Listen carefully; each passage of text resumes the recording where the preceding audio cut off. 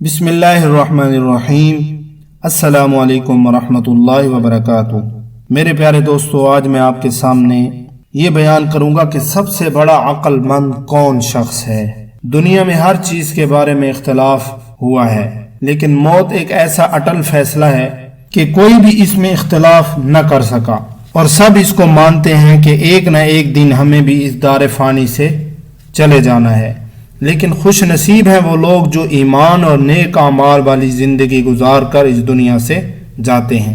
آپ صلی اللہ علیہ وسلم کا ارشاد ہے کہ سب سے بڑا عقل مند وہ ہے جو اپنے نفس کو کنٹرول میں رکھے اور موت کے بعد آنے والی زندگی جو کبھی ختم ہونے والی نہیں ہے اس کی تیاری کرے، اور بے وقوف وہ شخص ہے جو اپنے نفس کی اتباع کرے اور اللہ تبارک و تعالی پر لمبی لمبی امیدیں باندھے کہ بھائی اللہ بڑا غفور الرحیم ہے، وہ معاف کر دے گا۔ حدیث میں آتا ہے کہ قبر آخرت کی پہلی سیڑھی ہے، جو شخص اس میں کامیاب ہو گیا تو وہ تمام مراحل میں کامیاب ہوگا اور سرخرو ہوگا، اور جو اس میں ناکام ہو گیا تو سمجھ لو وہ ہمیشہ ہمیشہ کے لیے ناکام اور نامراد ہو گیا۔ قبر سے نجات اور خلاصی کا پروانہ اسی کو ملے گا جو اس کے لیے تیاری کر کے مرے گا، ورنہ محال ہے۔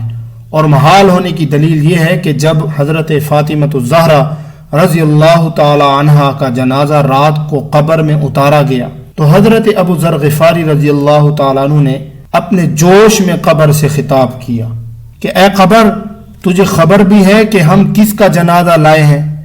یہ بیٹی ہے رسول اللہ صلی اللہ علیہ وسلم کی، یہ خاتون ہے علی المرتضیٰ کرم اللہ وجہہ کی، یہ والدہ ہے حضرت حسنین کی، یہ فاطمۃ الزہرا قبر میں آئی ہیں۔